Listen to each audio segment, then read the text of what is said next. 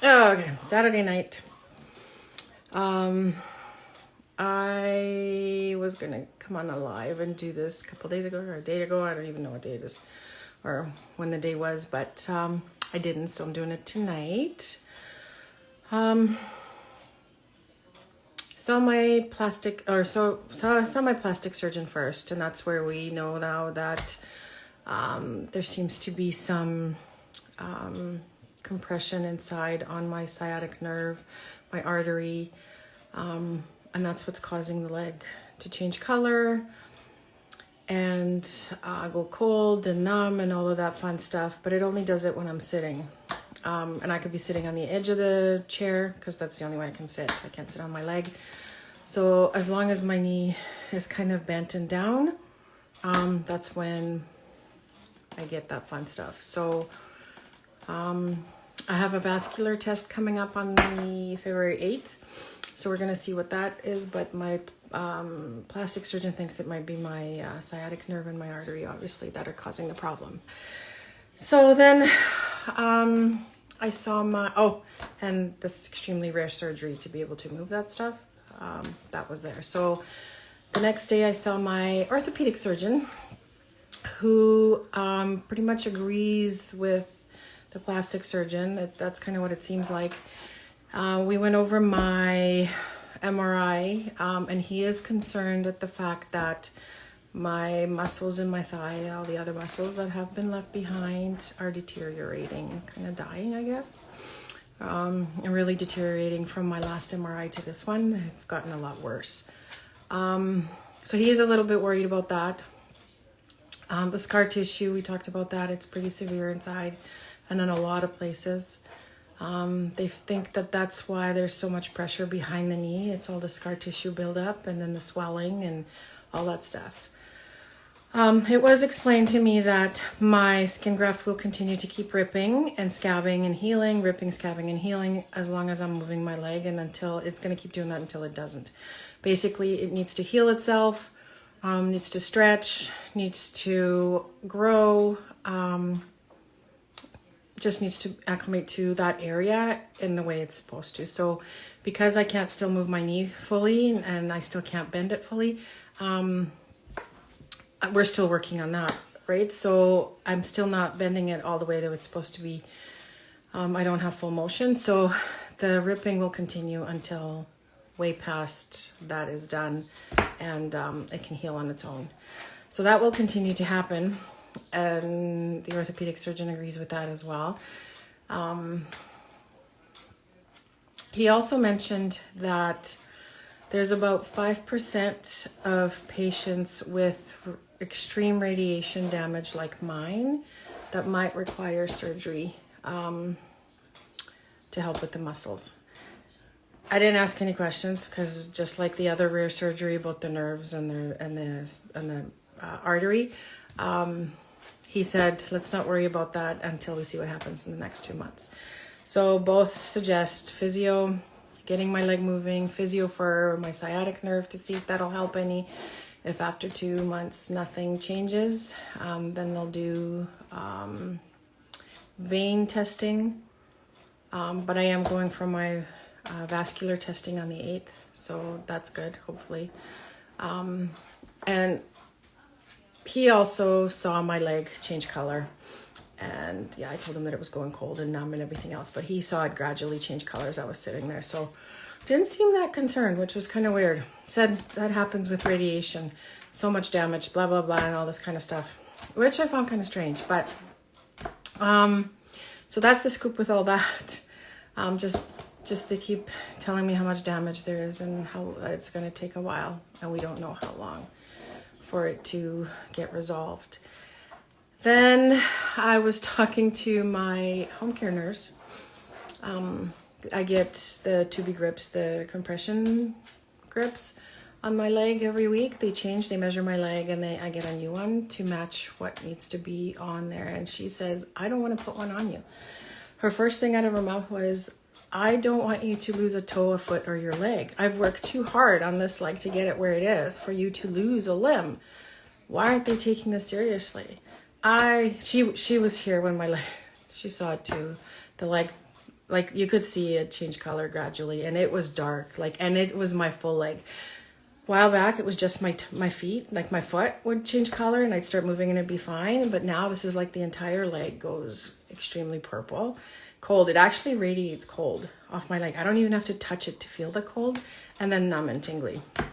So she's like, let me talk to some people here, because I really don't want to put a compression on something that's already compressed inside. What if we're causing more damage? Like we're making this a problem more. So called me back and said she spoke to her educator, her leg person, her manager, and they all feel that I shouldn't be wearing the 2B grip right now until after I get the results from my vascular testing, because their concern is like if I'm compressing it more, I'm squishing everything more, then that's not a good thing. Here's the problem. When I wear the 2B grip, I can still feel the pressure, and there's still pain, and it's still uncomfortable, and still all of that. But it's not as bad when I'm not wearing it. So I wear it all day, and then I take it off at night. As soon as I take it off, and I'm not kidding, it feels like my entire leg, my thigh, back of my knee, and just my calf literally expand, like grow with pressure, like extreme pressure. And it's obviously more painful. So not wearing it is not great either. So I've taken it, I sent an email to my plastic surgeon asking if, this is their concern. This is what home care is saying. Like, should I be wearing it? Shouldn't I be wearing? What should I do? And his response was, well, you can take a break, but as soon as your leg starts swelling, put it back on. As soon as I take it off, my leg goes, it's still swollen. Like all the parts are still swollen. That hasn't gone away. So I honestly don't even know what to do right now. I'm not sure. It doesn't feel great. Not wearing it doesn't feel great. So I'm going to have to do some calling around on Monday to figure out what I should do. I usually wear a double because the double is the strength that it needs to be. So I'm thinking I might just make it a single and just still have something on there to keep it all together, just not as tight, to help, because it's harder to walk without it. Pain's worse. Medication is still not working. We changed to a new one, and it hasn't done anything up to this point. So that's making it even worse, right? If I don't have something that's controlling the pain, it's not good. And the other thing that still keeps happening, and I told them both that this is happening more frequently. Just behind my leg, behind my knee, just below it, I feel like there's this bubble that's trying to get through the extremely narrow something. And it goes up the knee or behind the knee up to the thigh, and it's extremely painful. It does it and then it's gone. But it's happening more frequently. So I think that's where the compression is of the whatever's happening. Yet I tell them that and it's like, okay. Honestly, it's so frustrating. I don't even know.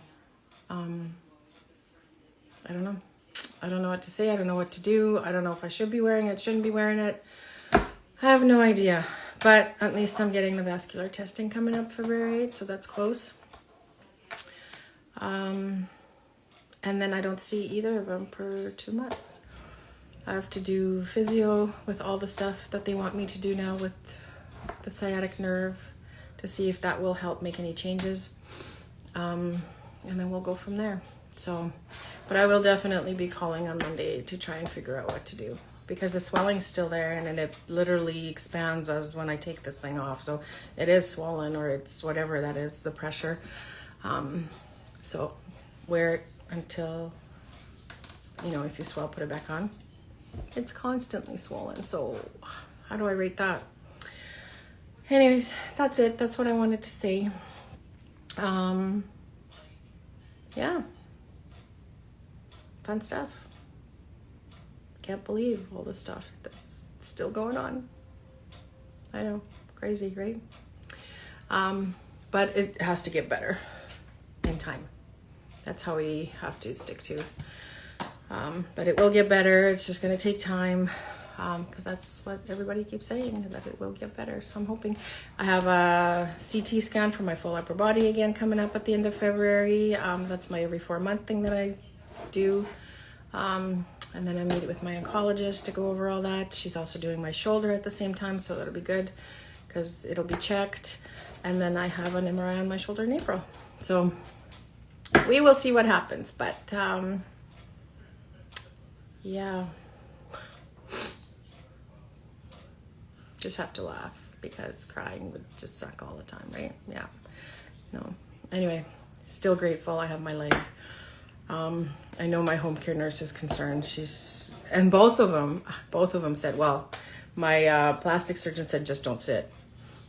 Honestly, I couldn't believe he said that. But the orthopedic surgeon says, try to avoid sitting that way because we don't want your leg doing that, right? Like you don't want to go in them all the time. We don't want to change in color. We don't want the no blood flow because that's dangerous. We don't want that happening, so let's avoid that.